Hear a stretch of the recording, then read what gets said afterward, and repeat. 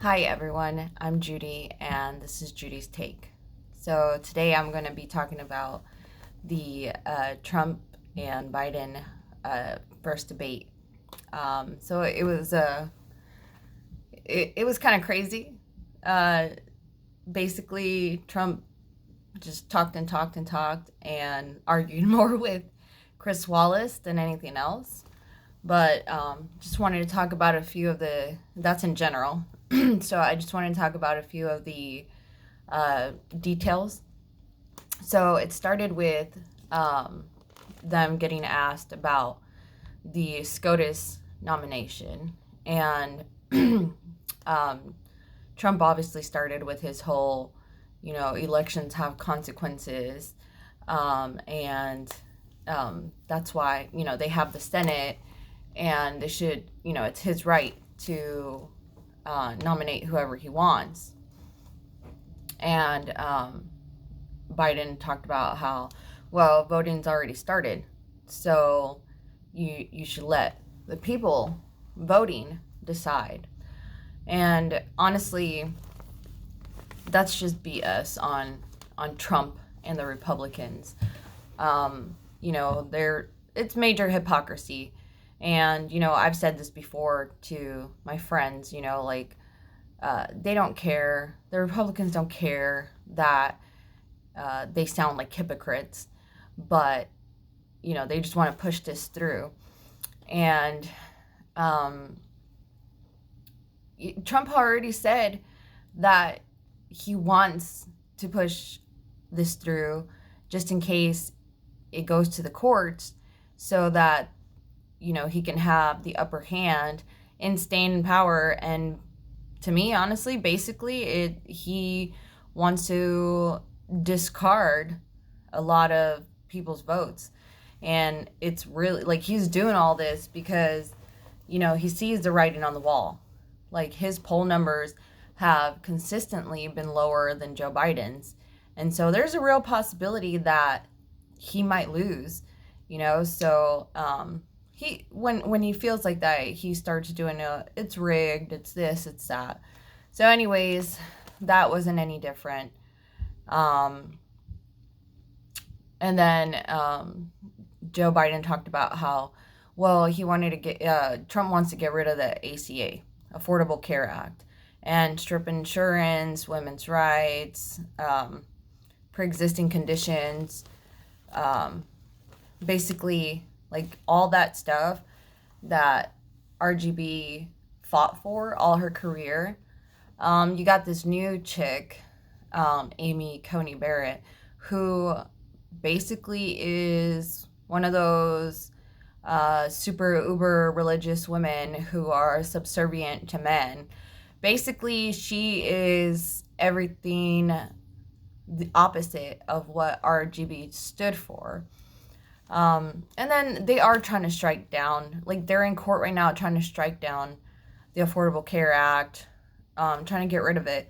And this dude don't have a plan. He doesn't. He doesn't have a plan. That's why when they press Kayleigh McEnany, she's like, oh, well, come work at the White House to know the plan. It's like, that's because you don't have one. You just want to get rid of it because you said that you were going to get rid of it. And, John McCain pretty much was the deciding vote. So, anyways, let's see. I think that Biden came in, being strong, tough. He even frazzled Trump a few times, which was pretty funny. Like you just saw Trump's face, like, all flushed, and he kind of got off his game, and he like Biden wasn't like being rude like Trump was, but at the same time, he like wasn't being a pushover. He straight up called Trump out. Like he was like, he's a liar. He's a clown. He lies a lot. And then, and then the funniest part was that Trump just kept arguing with Chris Wallace, and yeah, I've seen online a lot of people have been saying, "Oh, Chris Wallace won the debate," you know.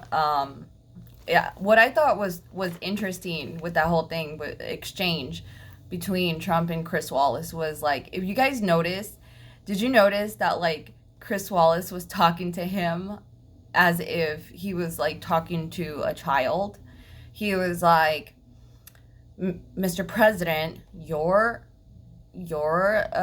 campaign agreed to the 2 minutes. So you need to honor the 2 minutes, okay? To me, it seemed like, okay, little kid, you know, be quiet, settle down. There are rules and you need to follow them. Like, that's literally how you talk to children, and like, that's what he was doing. He was just like being a child. Um, and then Biden said, I'm not here to call out his lies. Everyone knows he's a liar. And then they moved on to how to handle COVID. And I like that Biden started giving stats, like on, the situation on the number of cases versus the number of deaths. And also, he went into how much the CDC director has even said himself that just by wearing a mask, we could possibly save 100,000 lives in the next 4 months. And I think at some point in there, like, even though Trump was on the defense about that, he still managed to like make fun of Biden for wearing a mask. He's like, oh, well, he wears this big old mask everywhere. It's like, dude, you're like literally proving the point that your rhetoric is what's causing people to not wear a mask. And whether they admit it or not, their only reason for not wearing one is literally because of you, Trump. It's because of you. Because you sit there and you make fun of people who do that. And guess what? Like, everything that he has said, people are repeating, they're regurgitating, because, honestly, a lot of them follow this dude for some reason, and so anyways, that's basically it for that.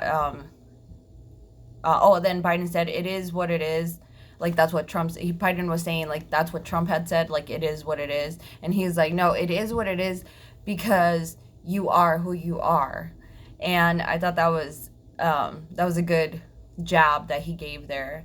And then Trump responded, well, you would have handled it worse.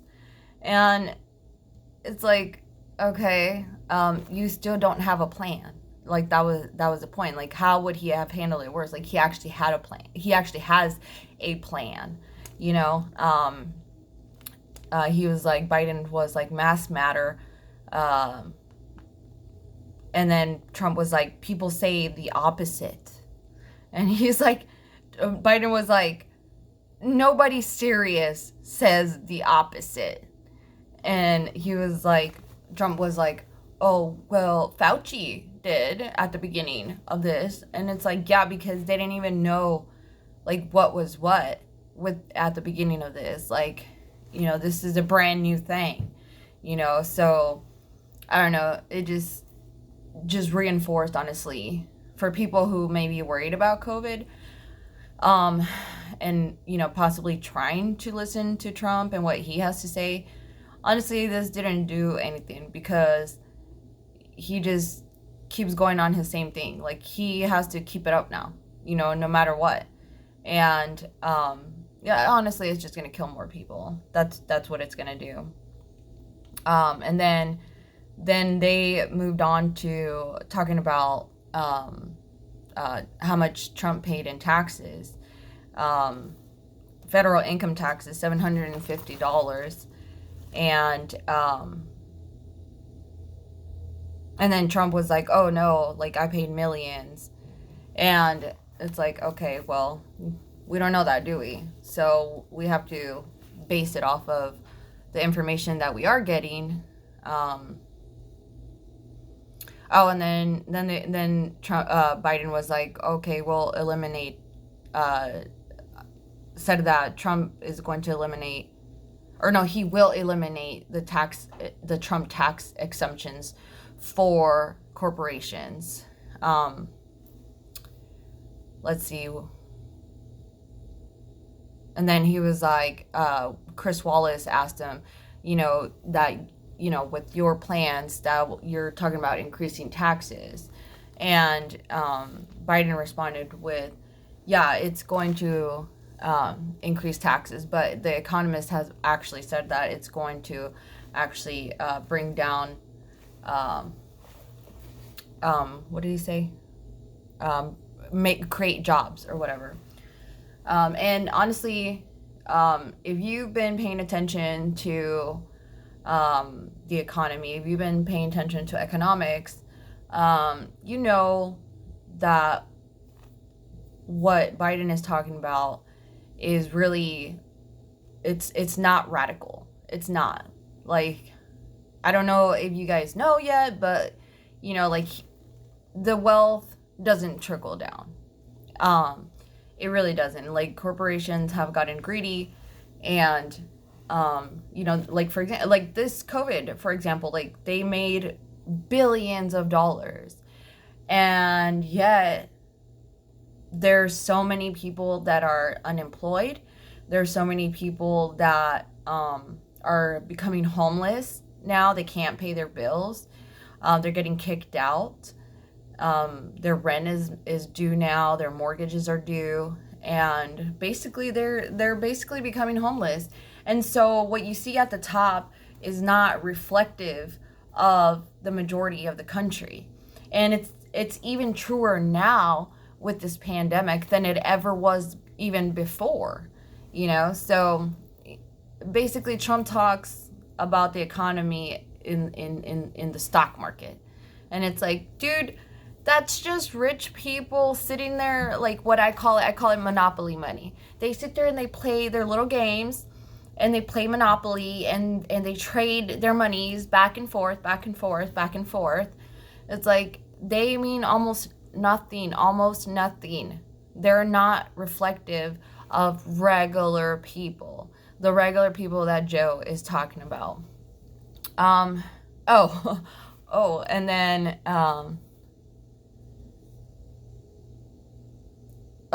they talked about race relations after that.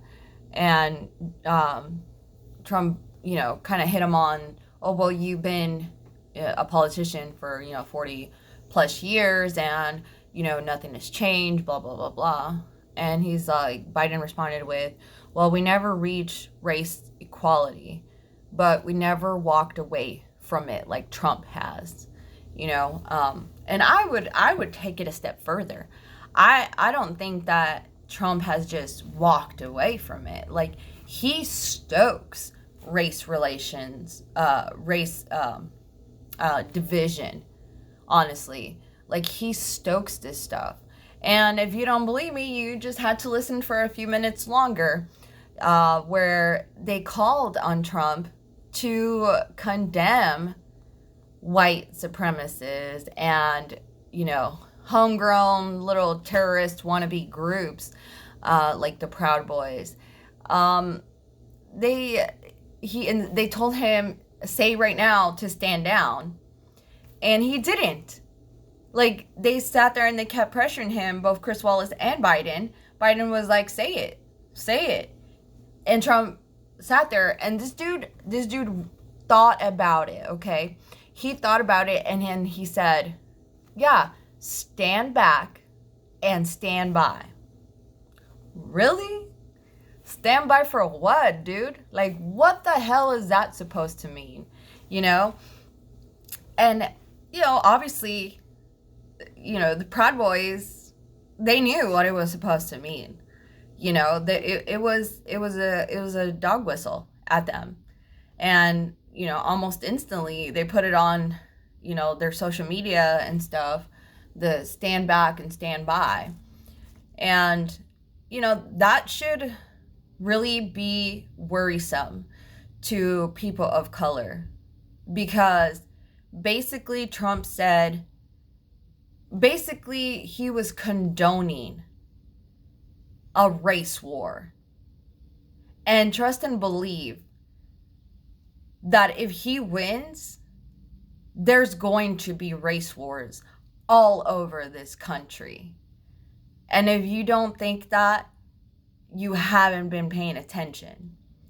Just look at what's happening. People are getting emboldened on the opposite side. You know, Trump emboldened a lot of the racists. He even emboldened bad cops to keep, you know, being bad. And they make it difficult for good cops to report that stuff, you know, with their unions and all that. And what have we been hearing? We've been hearing that people have been shooting cops. And recently. And if you think that they're just, like, I don't condone this stuff, first of all. But this is human nature. If you don't think so, then you don't know much about human nature. Because you can only push someone or a group of people so far before they push back. So I'm just saying, I have this feeling, and it's a very, like, bad feeling, honestly, and it kind of worries me. Well, it really worries me that if Trump wins, we're going to be looking at a lot more violence on both sides, and it's going to get ugly. And I really, really, really, really hope it doesn't get to that. Now, I'm not saying that Biden, oh, he's going to be like this savior. No, that's not what I'm saying. I'm saying that Biden is going to try to extinguish the fires. The fires are still there. They're still going to be burning because minorities and especially Black people, they've had hundreds of years now of enslavement, oppression, you know, just all kinds of stuff, you know, against them. And it's not gonna change overnight. It's not gonna get better overnight. But man, it's not gonna get worse though. You know what I'm saying? You know, like under Trump, it's gonna get worse. Trust and believe, it's going to get worse. But at least we can take those steps forward that we need to take, you know? So anyways, let's see. Oh, okay. Then I'll just skip to the end where, excuse me. Biden mentioned the point about, he was trying to attack, Trump about the comment that Trump made about calling veterans suckers and losers. And, well, first of all, Trump tried to get away from that as quick as possible because he knows that stuff don't play well. He knows that if he loses the military, like, he's going to have an even harder time. I don't know. I was in the military. I don't know exactly why it's so political in there. Honestly, I think that shit needs to change, honestly. I think the higher ups need to stop really easily influence 17, 18-year-olds who join and start talking to them about politics and how Republicans are better for the military. And it's like, not really, because look at how many military are, after they leave, they just get kicked to the curb. And like, no, we don't have insurance for life. If you have a mental illness, if you have a physical illness, if you're no longer good to them, they don't care about you anymore. That's really how it is. So until we fix that, until 22 veterans a day don't die anymore, until there's no veterans left homeless anymore, then you can't sit there and talk to me about that they care about us. They don't care about us. They do this for PR. They, especially the Republicans, they throw money at the military. Oh, look at how much money we spent. They don't even need it. A lot. They don't need the amount. that you're giving them. They don't even need it. But you throw it at them so you can sit there and say, oh yeah, see, we're good for them. And you can sit there and pretend like you are when you're really not. Sorry. I get into the military. It bothers me that the military is used as pawns, and a lot of them just gladly play the game. Anyways, so he started talking about that. Biden started talking about that, and then Trump turned it around. And instead of talking about that, because he don't want to talk about that, what did this dude do? He sat out there and he was like, basically, he said, oh, well, Hunter Biden was basically, like, he basically called him a junkie, you know, and he was addicted. And you know, you saw how Biden reacted. I think, honestly, that was probably the most realist and inadvertently the best moment for Biden. And the reason I say that is because he wasn't ready for that attack. And you could see it because, you know, he kind of got caught off guard with that. And he just like kind of like put his head down, and then he was like, yeah. He was like, my son did have a drug problem, like a lot of you have or have had. I'm not sure exactly. I'm paraphrasing here. He's like a lot of you have had. And honestly, that was like freaking real. You know, like, I work with people with addiction, and he like made himself relatable. Honestly, like, that was the most relatable moment of the whole thing, because he was like, yeah, I have regular American problems. Like, you know, there's so many people who either are struggling with addiction or have struggled with addiction or know someone who has struggled with addiction. You know, like, it's a real thing that we don't really talk about as much as we need to be talking about. But for him to just straight up make fun of someone with addiction, honestly, like, it's insulting as hell, you know? And, you know, addiction is directly related to mental health. And, you know, what Trump is trying to do with striking down, you know, the healthcare and everything, and that includes mental health care. So basically, it kind of proved the point. Biden proved the point that he was trying to make without trying right there. Like, he proved the point that people like Trump, they look down on people like us.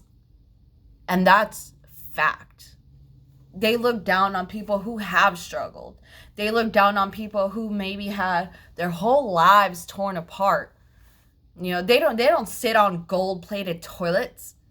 Yeah, right. They're just trying to survive day by day, you know? And so anyways, I just thought that was that show, like, I believe that probably will get a lot of people to be empathetic to Biden and his whole family, you know, like his whole family struggles and stuff that's happened. So I don't think Trump did himself any favors whatsoever.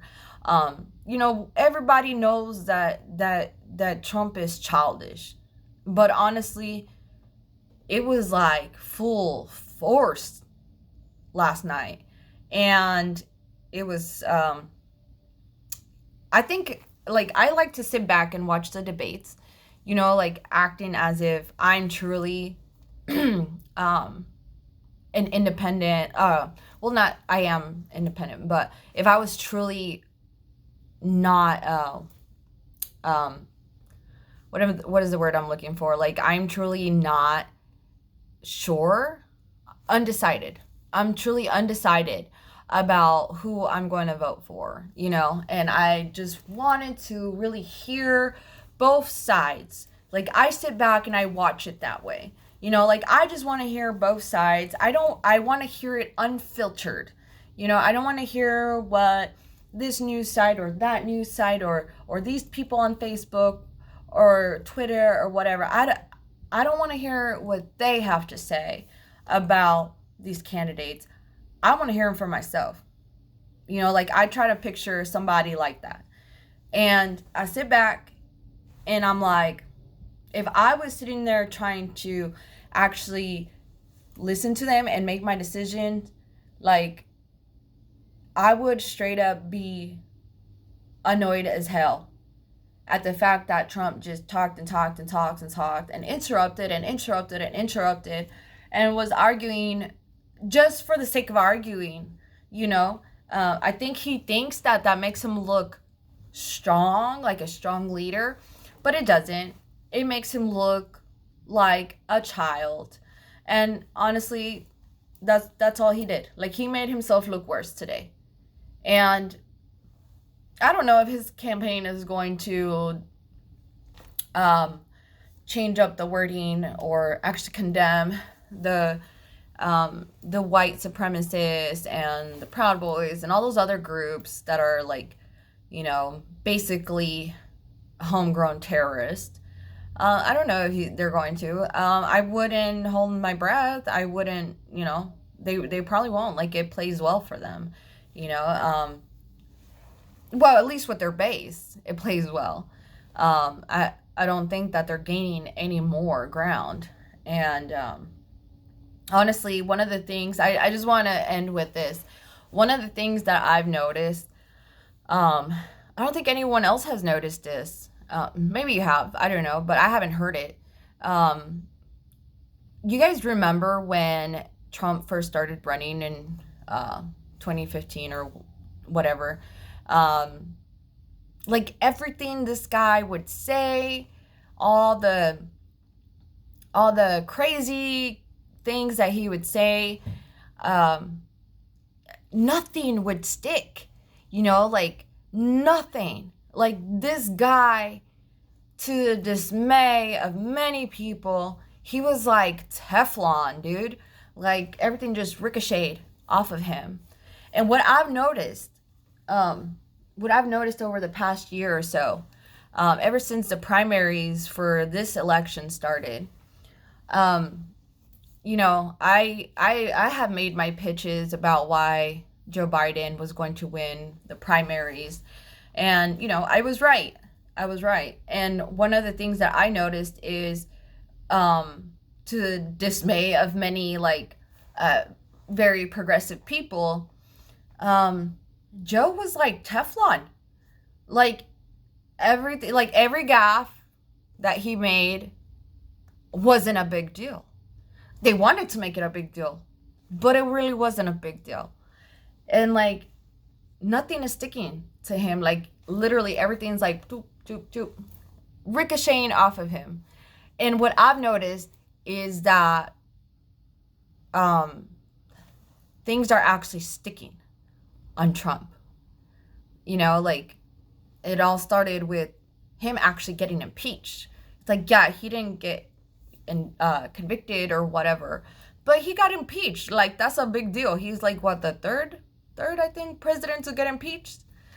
So anyways, I've noticed that I think people are just, I think that people have become just so numb to this guy that now they're not dealing with his crap anymore, honestly. Like they're not letting him get away with just saying the racist, crazy things that he says.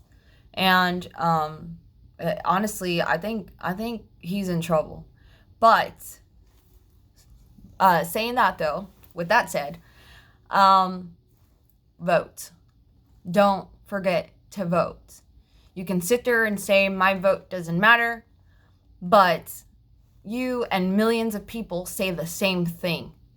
So yes, maybe one vote doesn't matter, but millions of people saying my vote doesn't matter, that does make a difference. So just go out there, go vote, and you know, if try to get your ballot if you can. If you can't, be as careful as you can. Mask up, go to the polls. Don't worry about them if they send, if they act crazy or whatever. Just stand there. Stand there for as long as you need to, and don't talk to anybody. Like, they're going to try to pull their stuff, probably in some places, and just ignore and just do your thing. Just know that by the end of the day that you're going to be voting. You're going to be voting, and your voice is going to be heard. Trump says elections have consequences. Well, we'll see on November 3rd what the consequences are for him. And that's it for me. That's my take. So everyone, thanks for listening, and I will see you guys next time.